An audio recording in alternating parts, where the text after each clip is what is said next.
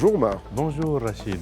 Une bonne nouvelle ce matin dans votre Story Echo. Le chef du gouvernement, il était hier au Parlement, Aziz Akhannouch, a déclaré qu'il n'y aura pas de hausse des prix du gaz butane au Maroc. Oui. Et ça, c'est une surprise. Oui, c'est vraiment l'annonce peut-être phare, retenue par la plupart des citoyens hier lors du passage du chef du gouvernement à la Chambre des conseillers, donc pour répondre aux questions d'actualité.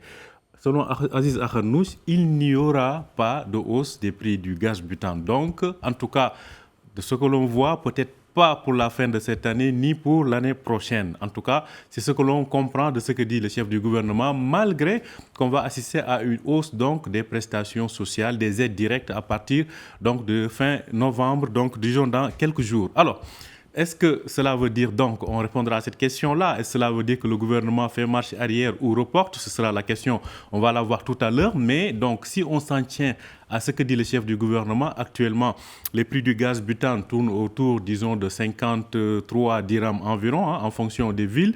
Donc, ces prix-là vont rester. Ce que vous payez dans les villes où vous êtes, c'est ce prix-là qui va rester pour la fin de cette année et peut-être pour l'année prochaine. Ce n'était pas vraiment prévu parce que si on voit la feuille de route prévue par le gouvernement, on a une première hausse en 2024, une deuxième de 10 dirhams devait intervenir l'année dernière, ça n'a pas eu lieu, et une autre devait intervenir cette année pour porter le prix à 70 dirhams environ.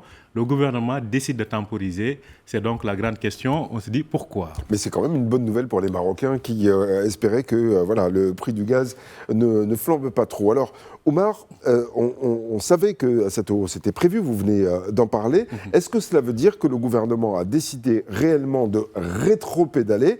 Ou alors, est-ce que c'est attendre pour mieux sauter, si j'ose dire? Bon, en tout cas, c'est la grande question qu'on se pose. Pourquoi? Parce que, comme je le disais tout de suite, quand on voit un peu cette graduation en termes de décompensation qui était prévue, 2024 a marqué un premier début, 2025 devait marquer l'étape 2 et 2026, l'étape 3, c'est-à-dire une décompensation, disons, presque totale du prix du gaz. Alors, si on voit le budget de l'année prochaine, on voit une baisse de l'enveloppe de la décompensation, c'est-à-dire qu'on était à 16,5 ou c'est plus de 16 milliards de dirhams l'année dernière. L'année prochaine, nous serons à moins de 14 milliards de dirhams. Donc, est-ce que le gouvernement, les 2 milliards manquants, où est-ce que le gouvernement compte grignoter? Est-ce que c'est sur la décompensation du sucre ou bien sur la farine?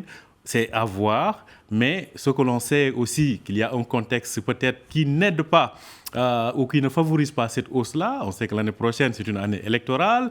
On a vu aussi tout ce qu'il y a eu comme tension sociale récemment. Donc, disons peut-être que le gouvernement va, d'ici 2026 en tout cas, va essayer de trouver d'autres parts peut-être où grignoter pour soutenir cette charge de compensation, d'autant plus que les aides sociales vont augmenter dans quelques jours. Donc, on attend de voir vraiment quelle est la stratégie réelle du gouvernement. Mais ce qui est sûr, ce n'est pas ce qui était prévu dans sa stratégie il y a de cela 2 ans par rapport à la décompensation. Alors, ça dit quel est le montant qui est consacré à la décompensation dans le PLF, le projet de loi de finances 2026? Oui, alors, quand on a vu ce montant, cela nous avait tous poussé à considérer que normalement, on allait passer à l'action par rapport à cette augmentation des prix du gaz. Pourquoi? Parce que je le disais tout à l'heure, l'année dernière, on était à plus de 16 milliards de dirhams, c'est cette année 2025, de charges de compensation. L'année prochaine, il y aura une baisse de plus de 2 milliards. Donc, c'est une enveloppe assez conséquente. Donc, on va passer à moins de 14 milliards de dirhams de compensation en 2026. C'est le chiffre qu'il faut retenir. Donc, c'est une baisse par rapport à l'année 2025, mais est-ce que c'est une baisse qui va être peut-être juste sur le papier, mais qui en réalité sera beaucoup plus dans les faits, parce que des fois il y a ce que l'on prévoit et ce que la réalité nous donne. On verra s'il y aura peut-être des flambées des prix du gaz ou pas. En tout cas, retenons que ces 14 milliards sont prévus en tant que budget de compensation.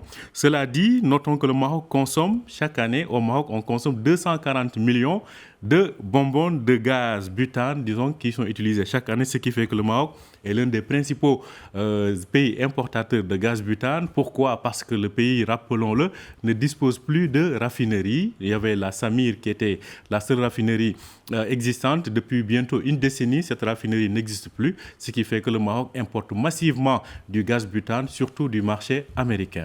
Et on verra donc quelle sera la suite et surtout les précisions aux propos du chef du gouvernement. Merci beaucoup Omar Baldé, c'était la Story Echo.